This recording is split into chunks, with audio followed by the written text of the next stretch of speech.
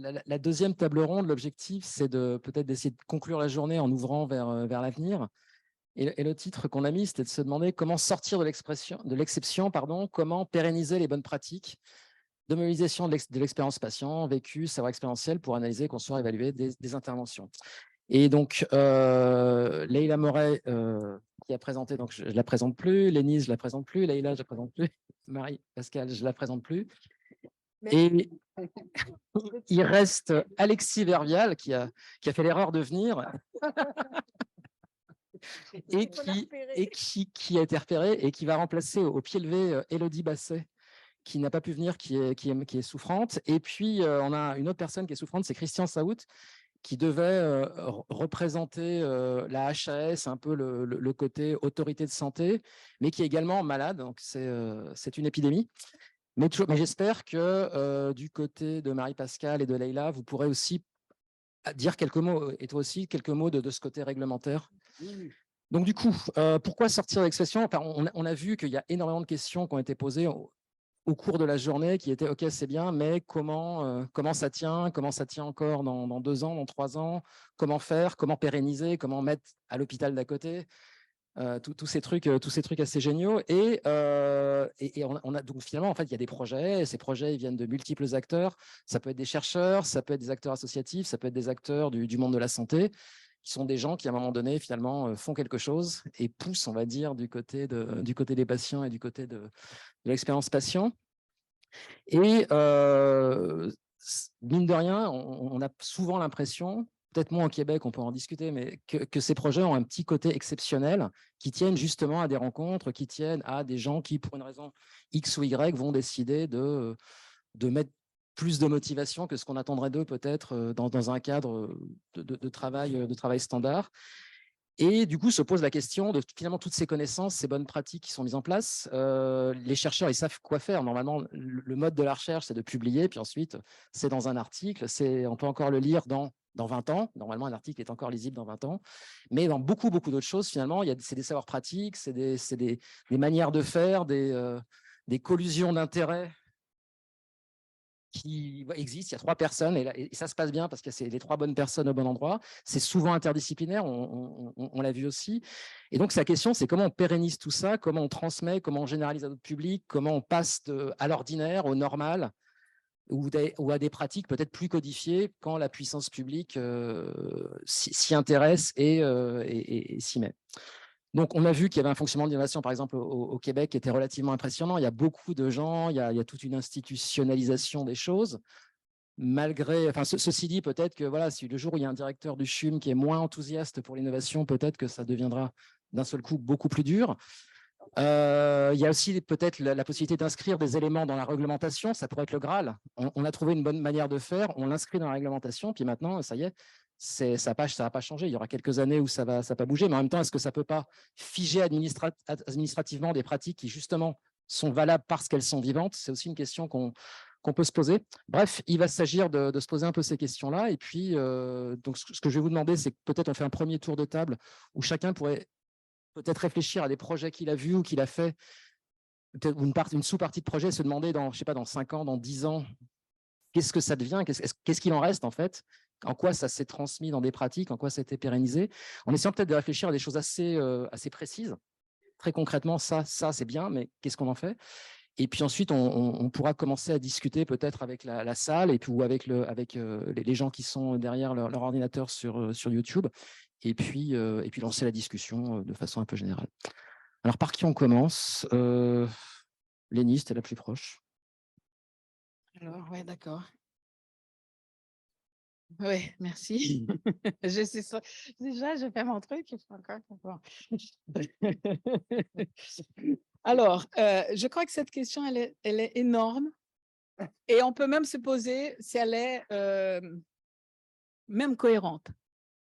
Dans le sens où on a l'impression qu'on cherche à tout prix potentialiser les choses rapidement sans se rendre compte qu'il y a déjà beaucoup de choses qui sont faites. Je ne sais pas si vous savez, 80% des IFSI, 83% des IFSI demandent à des patients de venir les former en France. Et ça depuis des années. IFSI, c'est les instituts de formation en soins infirmiers.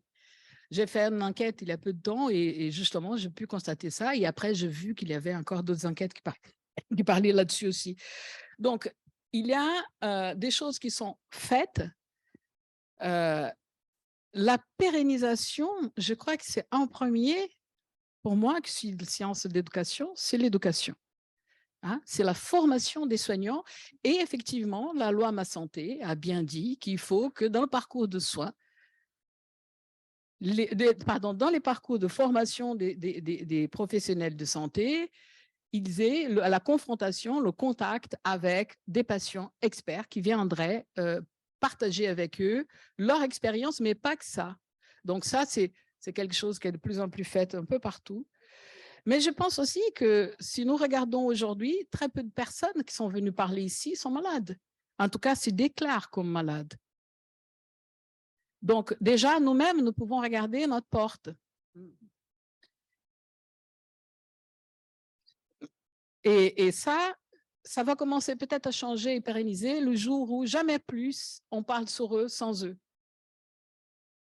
D'accord? Oui. Alors, naturellement, il y a quelqu'un qui est venu parce que on a attiré l'attention pour ces faits. Mais quelle est la présence réelle? Moi, je n'ai pas envie de parler ce que mes étudiants patients sont devenus. J'ai envie qu'ils aillent dans les congrès, qu'ils parlent. Les médecins nous ont invités. Ah oui, j'aimerais bien des patients qui viennent dans le colloque sur la cancérologie. Je dis, OK. Qu'est-ce qu'ils voulaient qu'ils en parlent, que le patient parle de l'annonce telle qu'ils pensaient qu'il fallait faire. Et donc, elles ont fait la danse d'annonce. Comment j'annonce à ma fille adolescente que j'ai le cancer? Comment le médecin prend du temps pour m'annoncer que j'ai une récidive? Les annonces, ce n'est pas seulement une chose. Comment j'annonce dans mon travail? Comment je fais dans mon travail pour ne pas perdre mon emploi? Donc, on voit bien là qu'on est dans d'autres situations qui sont importantes aussi de prendre en compte, d'analyser à partir de la présence des malades. Et ça ne pourra pas, à mon avis, changer tant qu'on ne puisse pas faire un réel travail sur l'engagement des patients. Pas « Ah, il ne faut pas patient ceci, il faut plutôt ceci, on ne faut pas ceci, il ne faut pas cela, il faut celui-ci ». Il faut tous les patients. Parce que je vous assure, dans ma pratique clinique, j'ai vu des gens qui n'avaient fait aucune formation, qui n'étaient en aucune association, avoir des compétences extrêmement poussées. De la même manière, parce que nous sommes tous compétents. Parce qu'il y a de la compétence dans l'être humain. Voilà. Après, je passe la parole.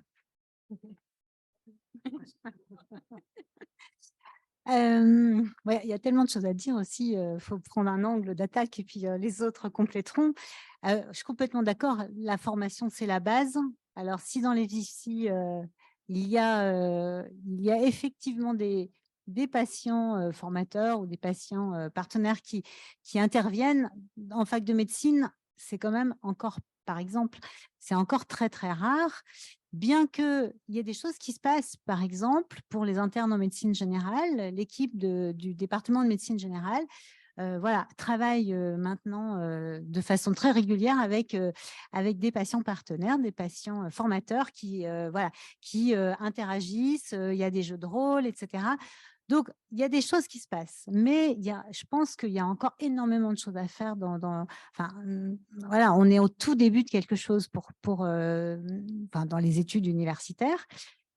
Du côté hospitalier, on l'a dit un petit peu, c'est vrai que il y a des choses, c'est-à-dire que je crois que tout ce enfin, tout ce qui se passe au niveau national, ministériel et surtout de la Haute Autorité de Santé, c'est quand même très structurant, mais ça reste à un niveau très haut quand même dans l'institution. Et donc, c'est un peu, enfin, moi je trouve qu'il y a des progrès, c'est-à-dire que voilà, il y a des nouvelles méthodes avec des recueils qualitatifs qui font que oui, on ne peut plus passer à côté de au moins l'expérience rapportée, mais ça ne va pas encore très très loin.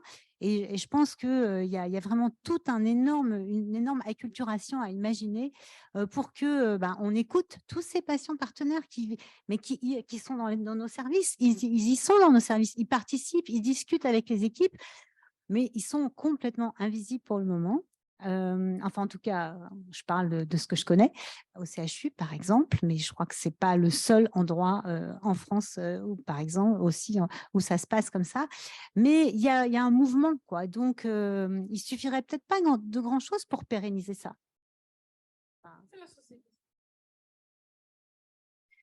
Effectivement, je suis d'accord et je pense que l'expérience des patients, en fait, elle peut infuser le système de santé à plein d'endroits, en fait. Peut-être que enfin, pour commencer, il faut être présent, il faut être sur le terrain et rien que discuter avec un patient.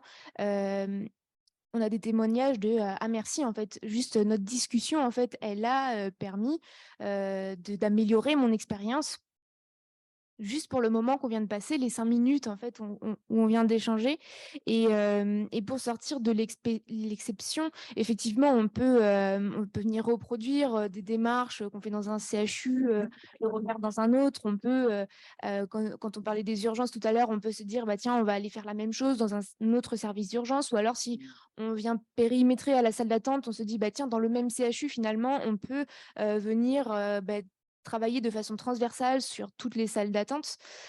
Donc finalement, il y a plein de manières de travailler, sur l'expérience patient, avec les patients et effectivement, des temps comme ça, des temps où ils sont, inclus, en fait, où ils sont présents, ça commence à se démocratiser et j'ai l'impression que, bah, on est sur une bonne voie.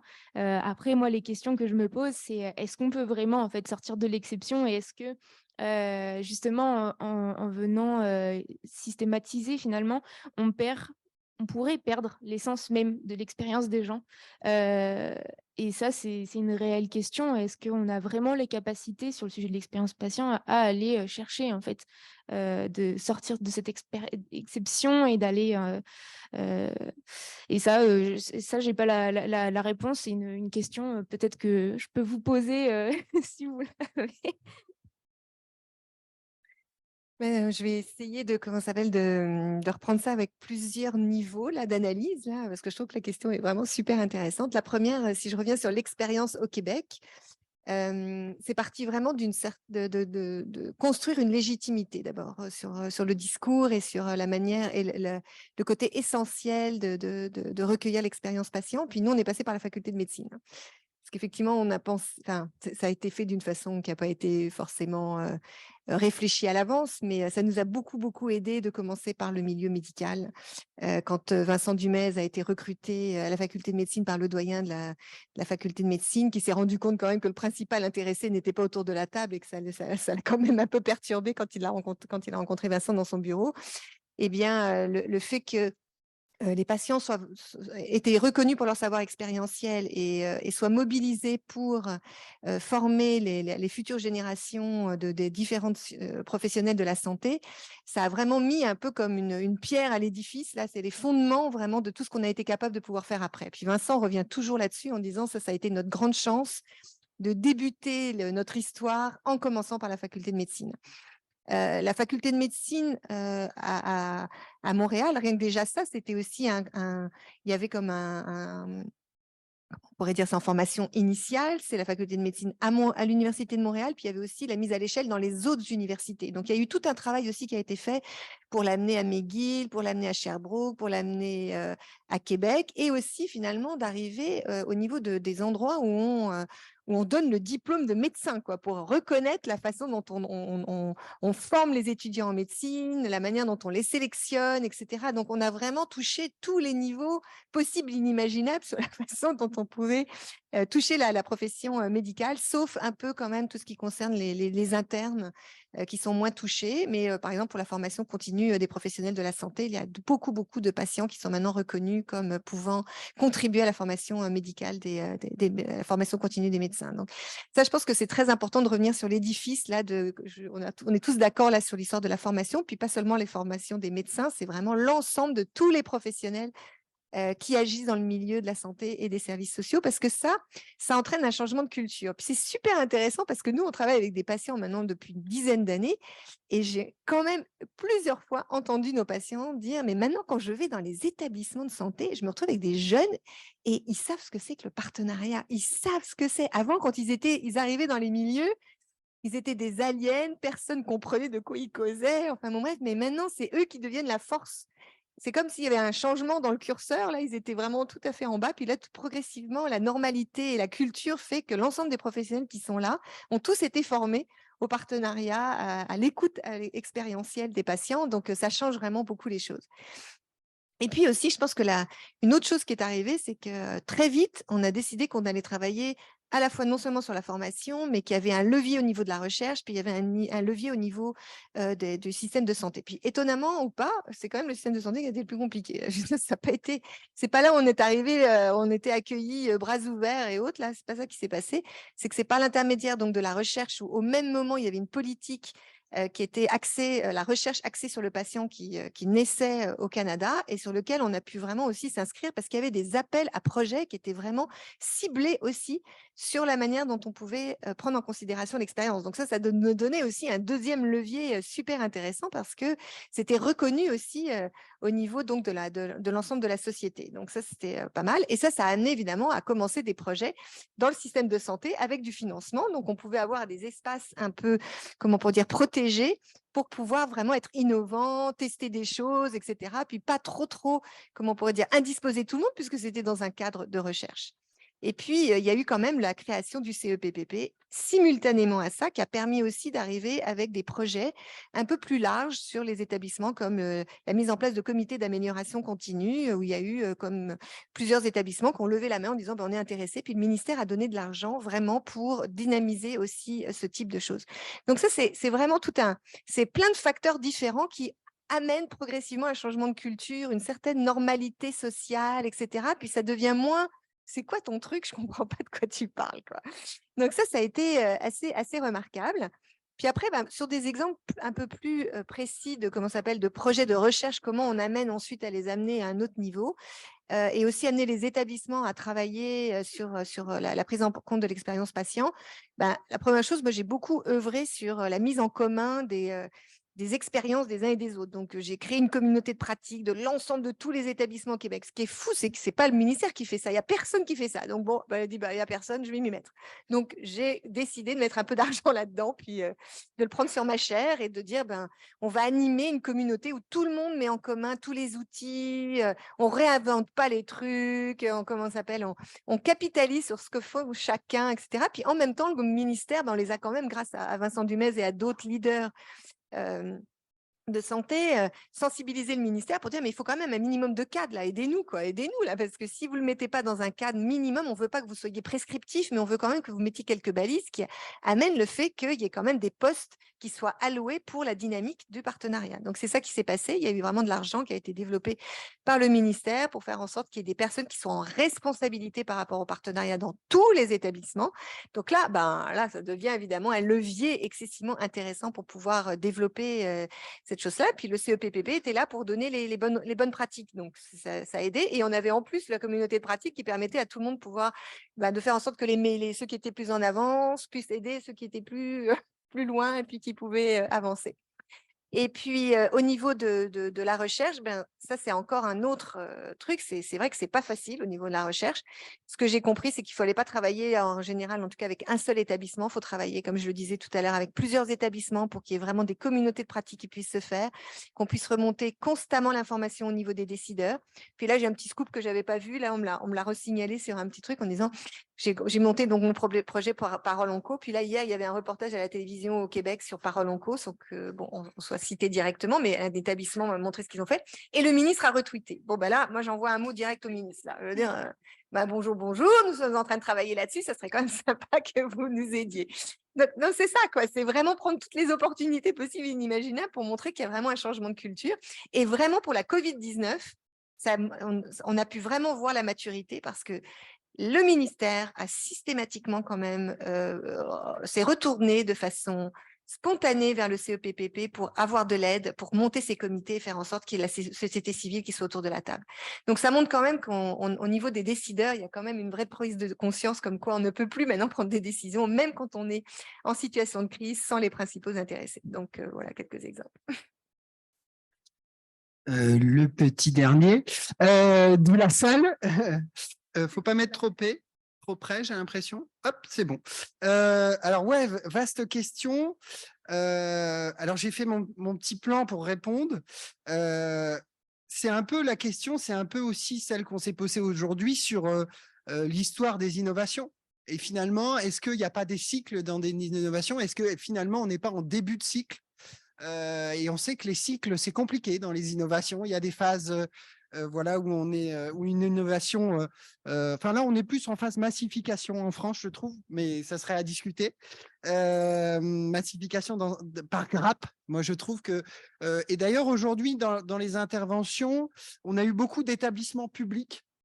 Enfin, pas que publics d'ailleurs, mais des gros établissements de santé. Donc, il y a certes la question, je pense, de comment on pérennise dans les endroits où c'est parti, mais il y a aussi la question, je pense aussi, de comment on fait pour les zones atones, comment on fait pour les zones où il n'y a rien, où il n'y a pas cette démarche d'initier. Alors ça, c'est une vraie question parce qu'aujourd'hui, on a eu beaucoup d'établissements, mais finalement, est-ce qu'il n'y aurait pas besoin de mettre en place de mêmes types de démarches dans les établissements médico-sociaux, en dehors, même en dehors des établissements de santé, sur les soins de ville, sur les soins primaires ou les soins secondaires, en ville?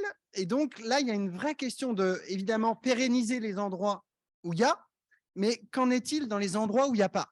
Alors évidemment, il y a des grappes d'innovation hein, dans les maisons de santé, je pense notamment aux maisons de santé pluriprofessionnelles en France, mais voilà, il y a cette question-là dans les endroits où il n'y a pas. Alors après, je pense qu'on n'aura pas de méthode miracle pour pérenniser. L'histoire nous montre qu'il y a des luttes, des avancées, des reculs. Sur les droits des patients, par exemple, on a eu une énorme avancée en 2002, puisqu'on a eu la loi Kouchner. Et pourtant, depuis 2002, on a eu cette loi incroyable sur les droits des malades. Et pourtant, il n'y a pas encore d'effectivité partout des droits. Donc, on a une loi incroyable, on a vraiment eu un grand moment politique de rencontre des associations d'usagers avec le politique Bernard Kouchner, son cabinet, etc. Donc, un grand moment de démocratie en santé. Et pourtant, 20 ans plus tard, le bilan, c'est qu'on n'a encore pas d'effectivité dans les droits. Donc, comment on pérennise? C'est compliqué de répondre à cette question finalement. Est-ce qu'il faut inscrire dans tous les projets institutionnels des établissements, tous les projets d'établissement?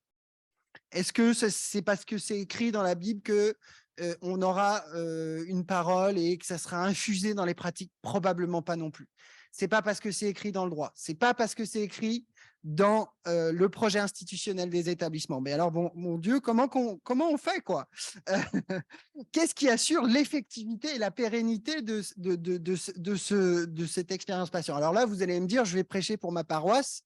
C'est probablement aussi en s'appuyant sur la société civile, sur les organisations d'usagers, sur les organisations de patients partenaires, sur plus globalement en poussant le projet politique, social et sociétal qui est l'expérience patient, en démontrant, alors c'est de la sueur, hein, ça va être de la sueur. Ça va être de la sueur, mais aujourd'hui, il y a eu de la sueur et c'est avec des événements comme ça. Il y a eu de la sueur, il y a eu du théâtre. Et c'est avec des événements comme ça, en fait, comme on fait aujourd'hui, en fait, des communautés de pratique, en prenant du recul, parce que là, aujourd'hui, on a eu beaucoup de présentations de projets, mais on voit bien qu'en fait, quand on sort du projet, il y a plein de points communs dans ces projets. Et donc, il faut maintenir ce type d'événement là où on échange, on prend du recul, où on regarde un peu ce qu'on fait et on prend du recul. Et donc, j'ai passé trop vite, à mon avis, sur la question des associations d'usagers et pousser le projet politique. Je pense que l'expérience patient, ça peut être finalement déconnecté des patients. Je pense que ça peut être un artefact, un outil, si on ne la pense pas en tant que projet politique et si on ne la pense pas en tant que vraiment projet de changement social et sociétal. Et des fois, moi, je vois des gens qui me disent « Oui, Alexis, on fait de l'expérience patient. On a fait un questionnaire. » Bah, mon gars, t'es loin du boulot. Non, mais et ça, il faut absolument qu'on ait conscience de cet écueil-là, qu'en fait, on fait de l'expérience patient pour les patients. Et avec, bien sûr, mais pour changer la vie des patients. Pour changer la vie des patients. Je ne vois pas d'autre finalité, en fait, à l'expérience patient, si ce n'est pas pour changer la vie des patients.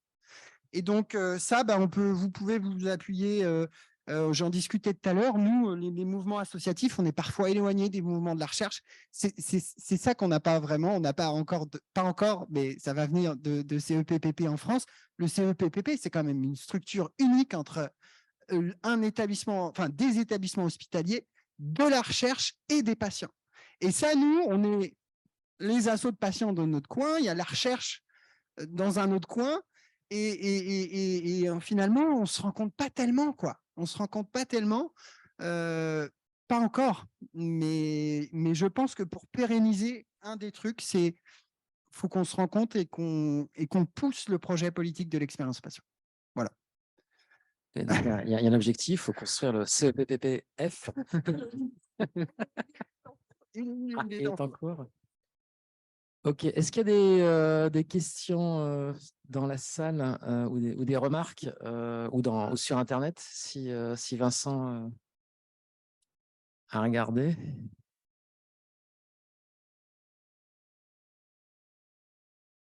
Ouais, ouais, voilà. Donc, il y a effectivement une remarque sur Internet. Alors, ce n'est pas une question, hein, mais c'est Asma Devan Moumni qui nous dit que la communauté de pratique expérience patient pour la France, c'est prévu par l'ANAP. Alors, je ne pourrais pas vous dire ce qu'est l'ANAP, mais vous devez le savoir. Donc, Agence nationale d'appui à la performance. lancement très, très bientôt, justement, pour favoriser le partage d'expérience et la capitalisation. Donc, on est bien parti, en fait. Le CEPP, c'est parti. Les communautés de pratique, c'est parti. Les formations, c'est parti. Donc, tout va bien. Mais c'est intéressant parce que tu as tout de suite aussi réagi là. Au départ, on peut se dire, on n'a pas été énormément soutenu par le ministère, etc., qui ne nous a pas donné le tapis rouge et puis en nous donnant vraiment tous les outils possibles pour pouvoir développer notre truc. Là, on l'a vraiment fait plus avec les établissements directement et autres.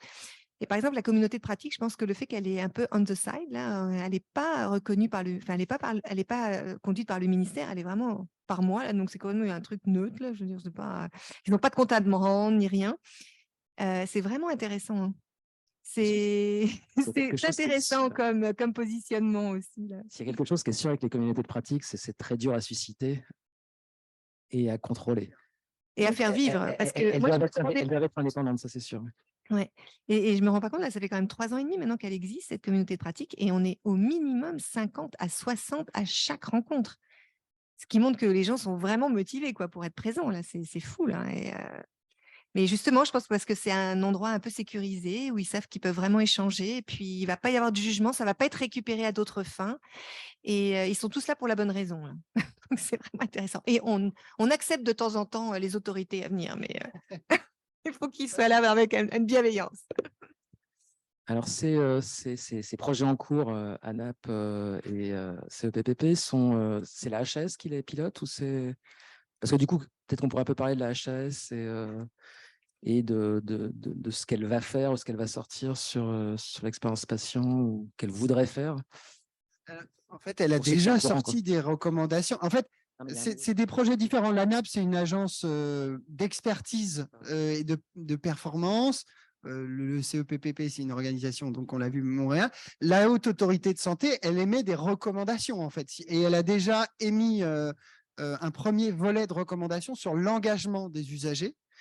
D'ailleurs, vous pouvez, quand vous ne connaissez pas le secteur, vous pouvez vous procurer les 8 pages de synthèse sur l'engagement des usagers. Ça pose bien les bases. Mais la HAS, elle émet des recommandations, j'allais dire, un peu génériques et aussi de bonnes pratiques. Après, ça préjuge en rien de comment les acteurs s'en emparent, de comment ça se vit sur le terrain, etc. Donc, il y a j'allais dire, le grand chapeau des recommandations. Et puis, il y a après comment on décline ces recommandations de la Haute Autorité de Santé sur le terrain. Mais il y a aussi le bâton. Alors, il y a aussi le bâton. Parce que la HAS va quand même aller voir les ouais, il y a aussi le bâton de la certification. C'est vrai que la certification des établissements de santé, donc pour ceux qui ne sont pas coutumes de la santé publique, mais les établissements de santé sont évalués par la Haute Autorité de Santé. Donc, il y a tout un processus d'évaluation. Et c'est vrai que le nouveau manuel, pour parler HAS, le nouveau manuel comprend, et alors là, c'est incroyable, des items d'évaluation sur l'expérience patient. Donc ça, c'est un formidable, c'est vrai qu'on n'en a pas parlé, mais c'est quand même un formidable levier pour inciter les établissements à travailler cette question de l'expérience patient, puisque finalement, les experts visiteurs qui vont venir visiter les établissements, pour les évaluer, vont questionner ces pratiques-là, etc. Donc, c'est vrai que là, pour le coup, ce n'est pas un levier réglementaire ni législatif, mais c'est un levier au niveau des pratiques via ce nouveau manuel de certification. Voilà, je ne sais pas si j'ai trahi l'idée. Mais... Oui, puis c'est intéressant, il y a eu des expérimentations au Canada pour aussi faire en sorte que les visites de certification soient réalisées aussi par des patients. Et moi, j'ai contribué à l'évaluation de Agrément Canada, donc qui est l'équivalent de la Haute Autorité de Santé pour cette mission-là au Canada. Et on s'est rendu compte que avoir des experts visiteurs patients faisait que la barre était beaucoup plus haute pour pouvoir réussir son examen de passage, parce que c'est comme s'ils ne font pas partie de la petite confrérie qui quand même fait en sorte que tout le monde n'a pas trop envie quand même de taper trop fort quand on va voir son petit camarade d'à côté là. Alors, ils restent complètement indépendants et puis effectivement, ils voient des choses et ils ont accès aussi à des données en allant rencontrer les patients que les professionnels n'ont pas là. Donc, in fine, souvent, ils trouvent que les établissements finalement ne remplissent pas exactement les prérequis qui leur sont demandés là. Mais pour aller dans le sens d'Alexis, il me semble qu'effectivement, le levier de la certification avec ce nouveau référentiel, qui est quand même assez bien fait, je trouve, et le chapitre sur les patients, voilà, il englobe vraiment toutes les facettes. Il me semble que ça sera un super levier. On l'a vu, les premières certifications, il y a déjà plus de 20 ans, aucun établissement n'était acculturé à la qualité. Et maintenant, voilà, la culture qualité a infusé, la culture d'évaluation a pas mal infusé, la culture sécurité est pas mal aussi. Là, c'est peut-être la prochaine révolution, quoi. Et il me semble que ce référentiel, il a été bien pensé. Ouais. Voilà.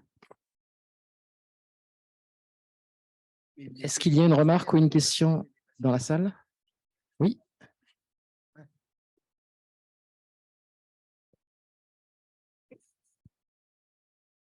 Merci beaucoup. Fanny Godin, déléguée générale du GCS Hugo. Donc, on représente les hôpitaux universitaires du Grand Ouest, notamment, et nos membres associés que sont Le Mans et La Roche-sur-Yon, donc je pense, et l'ICO. Donc, on est un peu représentatif, en tout cas, de ceux qui doivent être les premiers concernés par cette thématique. Moi, pour donner juste une réaction à d'où doit finalement s'élever le levier, je dirais que ça doit être un double mouvement, à la fois s'appuyer sur des dispositifs comme l'ANAP qui, à la différence de l'HAS, peuvent proposer des moyens, au moins méthodologiques, voire financiers, aux établissements de santé désireux de se saisir des outils, notamment pour développer l'expérience patient. Donc ça, je pense que c'est une excellente nouvelle, en tout cas sur le volet national. Mais si on ne comptait que sur, je dirais, de la préconisation nationale descendante, ça prendrait beaucoup de temps et ça ne répondrait pas forcément immédiatement aux attentes de terrain. Et on a aussi la chance d'avoir une forme d'agilité dans les expériences dont vous avez témoigné tous aujourd'hui. Et je pense qu'il faut laisser aux établissements la possibilité de se saisir de ces projets, à nous, et je l'entends comme ça, en tout cas aujourd'hui pour le Grand Ouest, de relayer aussi tout cet appui. On a, alors à l'échelle du Grand Ouest, des outils comme le GIRSI, je pense, qui peuvent tout à fait être mobilisés pour suivre l'exemple québécois, peut-être par la recherche aussi, de susciter de l'appel à projet, de faire connaître, de démocratiser un peu, de faire de la pédagogie à tous les niveaux, parce que la formation initiale, c'est très bien si, au plus haut niveau des gouvernances, on a cette même sensibilisation. Donc, je pense que c'est un mouvement de fond, mais qui doit se croiser du terrain et d'en haut, et il n'y a pas de raison. En tout cas, merci pour votre enthousiasme et pour toutes les perspectives que vous nous avez données aujourd'hui. Notre remarque ou question sur Internet, il y a? Non. Toi, t'en as. Ok. Peut-être pour revenir peut-être sur le. Ah, il y a une remarque. Oui. Sur Internet. Ouais, il y a des remarques sur Internet. Alors, il y a eu une grande conversation qui part dans le bon sens. Il y a eu une question. Alors, il y a eu une vraie question qui était: l'ANAP s'adresse à qui? A-t-elle déjà repéré les différentes pratiques? Et ensuite, on a été invité. Alors, je ne sais pas si on a été invité, mais mardi après-midi, 3e rendez-vous pour l'engagement des usagers à la HAS. Ah non, on n'a pas été invité. C'était juste une remarque pour dire que il y avait ça à la HAS. Ok. Donc, c'était quelques remarques. Donc, mardi après-midi à la HAS. Voilà. Notez ça dans vos agendas. Oui, Peut-être, il y a une vingtaine de personnes en ligne, effectivement. Du coup, ça génère des discussions et c'est très bien. non, c'est très bien. Peut-être pour revenir sur la question des projets d'innovation, peut-être un peu plus sur les projets d'innovation et parler peut-être un peu de méthode ou de transmission de méthode ou de choses comme ça, en allant vraiment sur un projet concret dans un établissement ou sur plusieurs établissements concrets, comment Ça, les je susciter. peux donner mon Et puis exemple. peut-être Loelia peut donner Ouais, aussi c'est ça, ouais. son avis sur son expérience et comment elle pourrait être Mm. généralisée peut-être ou simplifiée. Tu veux que je commence? Non, ok. Nous, on a monté il y a 5 ans ou 6 ans le projet Parole Onco. Donc, au départ, il n'y avait vraiment pas du tout de soutien par les pairs dans les établissements en oncologie. Et j'ai vraiment saisi une balle au bond qui m'était proposée par un appel à projet qui était lancé par les instituts de recherche en santé du Canada en cancérologie. Et dès le départ, c'est vrai que j'ai vraiment sciemment décidé de ne pas travailler qu'avec un seul établissement. J'ai travaillé avec 5 établissements. Et on a tout de suite créé une communauté d'établissements qui pouvaient échanger sur leurs pratiques et faire en sorte qu'il y ait cette émulation qui puisse se faire. Et ça nous a permis aussi de capitaliser sur tous les outils qui étaient réalisés en temps réel par les établissements. Donc, ils pouvaient s'entraider. Tout le monde était un peu avec un gros point d'interrogation quand on a commencé le projet. En plus, ils étaient tous en mode panique parce qu'ils ont dit oui, mais après, quand ils ont commencé à regarder le projet, ils ont eu vraiment très, très peur de voir rentrer les patients dans les équipes cliniques. Et on a donc vraiment beaucoup travaillé là-dessus. Et ça a débouché quand même sur des choses assez incroyables. Donc, on va avoir un guide vraiment d'implantation qui va être complètement co-construit par les établissements, par les patients. Et aussi, finalement, la décision des établissements de pérenniser aussi, parce que là, on était dans un cadre de recherche, mais il fallait qu'ils pérennisent. Rien que déjà ça, c'est pas évident, hein. Avant même de mettre la mise à l'échelle, c'est qu'une fois que tu as fait ton innovation, il faut que l'établissement veuille bien le garder en dehors d'un contexte de recherche. Donc, ce qui était remarquable, c'est que finalement, quand tu le fais vraiment en co-construction, que tu es là juste en soutien, mais que vraiment l'établissement prend vraiment l'intervention à son compte, eh bien c'est sûr que quand la recherche s'en va, tu as moins de risques en tous les cas de voir l'intervention s'arrêter. Puis là, il y a eu un deuxième appel à projet qui est sorti là au niveau du Québec, donc par les fonds de recherche du Québec. Et là, j'ai fait un appel aux établissements en leur disant qui est intéressé à rentrer dans Parole Onco. Et puis comme on avait fait beaucoup on a fait des journées annuelles qui ont toujours été ouvertes, on a toujours permis à tout le monde de pouvoir avoir accès, etc. Ben là, c'était les établissements se sont un peu ils ont levé la main en disant nous, on est intéressés, on a envie de rentrer dans cette aventure-là. Nous aussi, on veut participer. Donc là, c'est déjà aussi plus facile. C'est-à-dire que tu crées le terrain avec des établissements qui ont aimé ça, qui ont envie de continuer. Puis après, tu l'ouvres à d'autres qui ont encore envie, puis ils ont envie de participer à une même aventure. Donc, c'est ça. Je pense qu'il faut réussir à trouver cette façon qui donne le goût, là où on a envie de faire partie de cette communauté qui va de l'avant, puis qui va être innovante et qui va être différente, etc. Tout en étant un modèle pour d'autres. Et puis, on passe de 4 à 9 à 12 et puis qui ça se trouve, je sais pas, moi, dans 5-6 ans, on va tous les avoir. Et tout ça sans le ministère, quoi. Je veux dire, on le fait complètement sous comment s'appelle, le sceau de la recherche et de la motivation intrinsèque d'un établissement à rentrer dans la dynamique. Donc ça, c'est vraiment intéressant comme façon de procéder là. Donc voilà un exemple. Effectivement, moi, je travaille à une plus petite échelle que Marie-Pascale.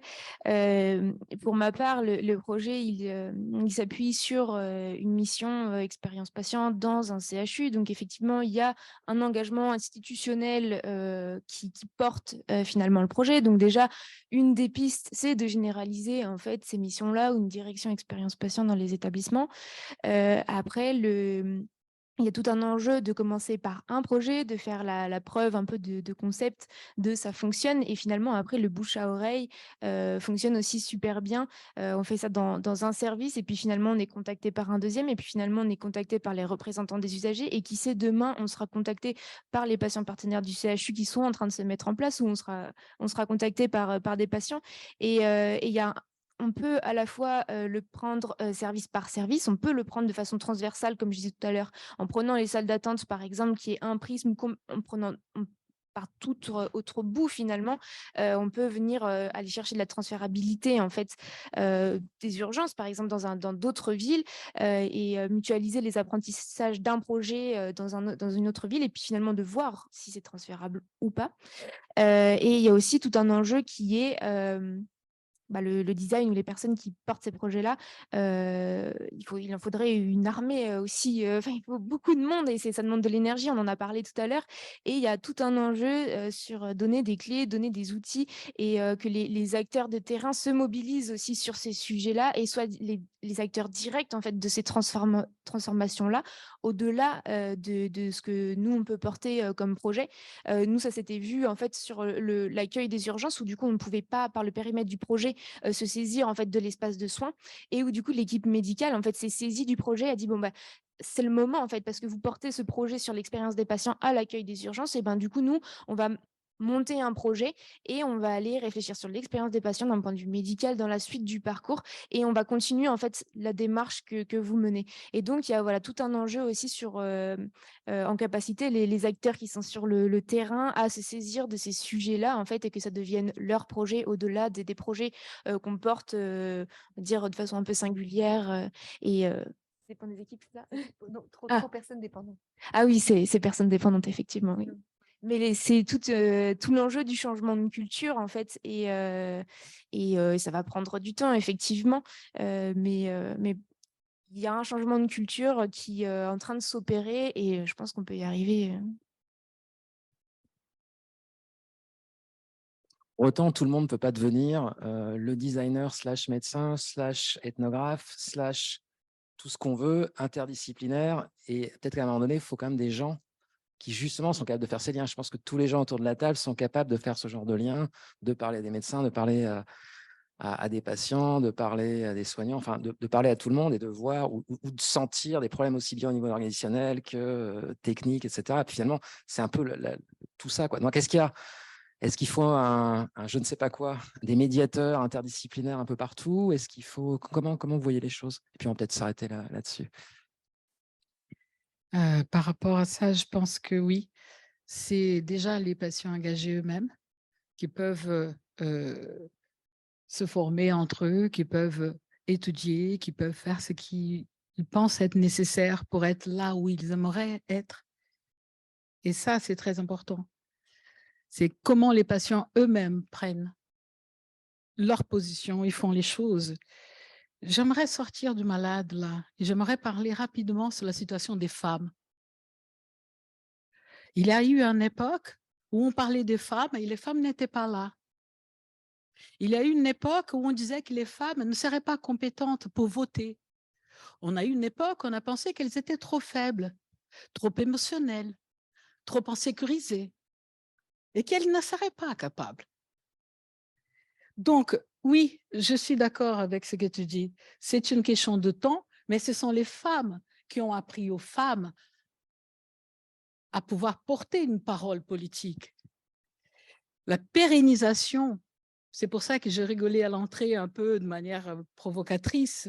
C'est un débat qui est intéressant et en même temps, est-ce que c'est à nous de pérenniser? La pérennisation, c'est une construction aujourd'hui encore. On a beaucoup de femmes qui meurent par la main des hommes. Et pourtant, on a fait avancer les causes des femmes. C'est-à-dire qu'il y aura des endroits où on va réussir très bien. Et d'autres, on va encore, et encore pérenniser, c'est vivre quotidiennement la réalité des gens qui essaient de s'en sortir dans leur réalité et à niveau politique. Oui, il y a la politique. L'ARS a financé, de Bordeaux a financé l'inclusion des patients partenaires en cancérologie. Il y a des choses qui se passent. C'est partout, c'est des deux côtés, mais c'est surtout cette position. On va pérenniser ayant les patients, pas simplement pour qu'on parle d'eux, mais qui viennent exposer ce qu'ils font quotidiennement. Qu'est-ce qu'ils ont produit comme innovation? C'est ça. Et là, on sera dans peut-être d'une première partie de pérennisation. Moi, je trouve que des expériences comme celle-ci, c'est déjà un début, quoi. Mais c'est vrai Lénise a raison, on n'a pas invité les patients. Les personnes malades, atteintes de maladies chroniques et convaincues et qui voilà, ne sont pas encore invitées. Donc on peut faire mieux encore. Mais moi, je trouve que déjà, c'est un terreau extrêmement fertile.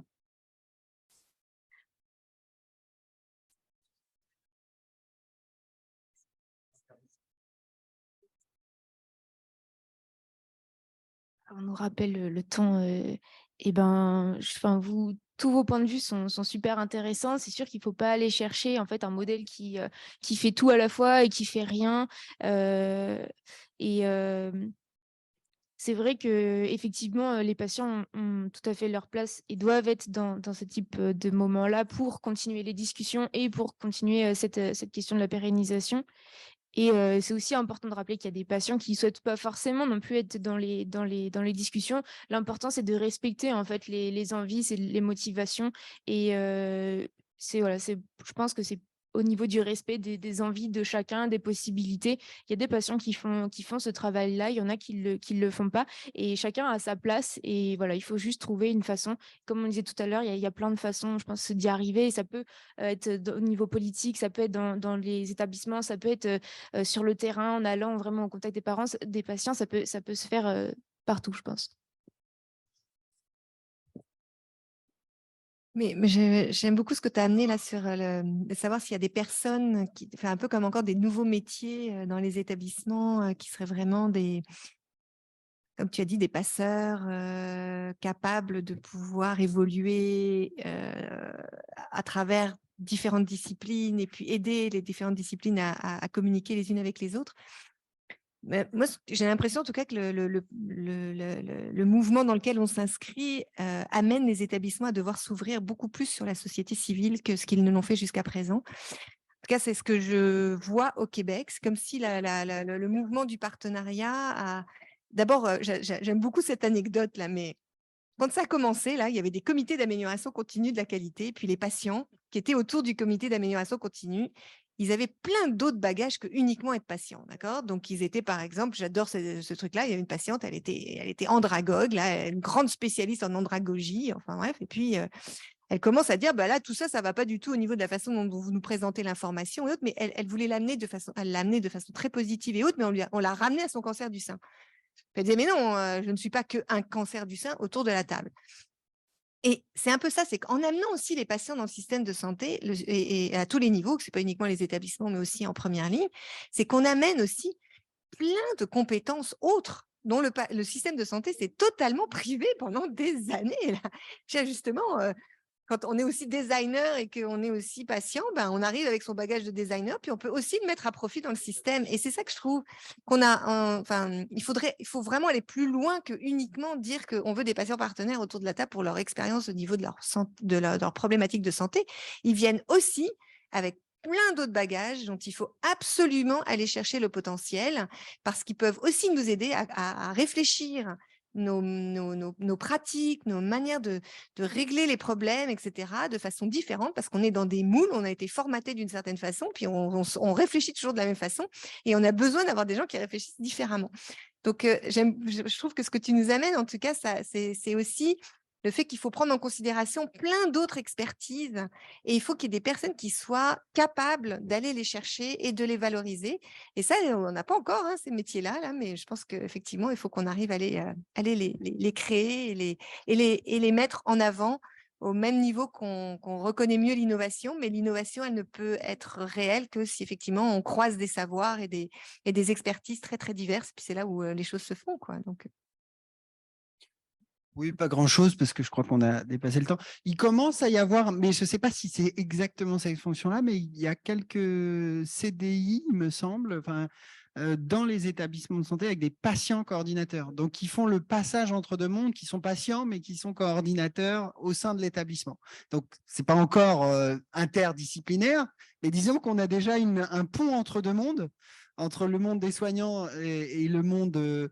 des patients, et ça commence déjà, c'est peut-être ça le début. Alors peut-être qu'il faudra grossir ce coordinateur patient en cellule du partenariat ou de l'engagement ou de l'expérience patient qui deviendra à terme une cellule interdisciplinaire, hein. C'est peut-être ça c'est peut-être cette petite unité qu'il faut faire grossir et qu'il faut faire essaimer.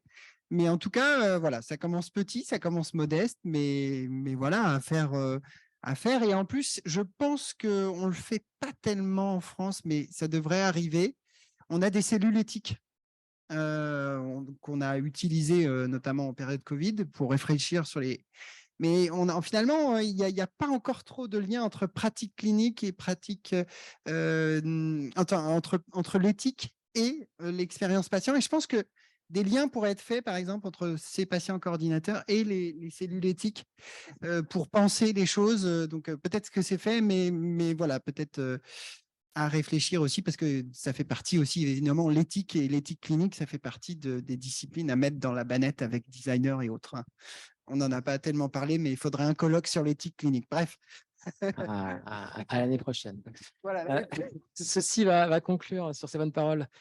Et ce mot éthique, ce qui est pas si mauvais pour terminer, on va pouvoir conclure cette table ronde et on va remercier l'ensemble des invités, y compris ceux qui sont venus au pied levé. Merci.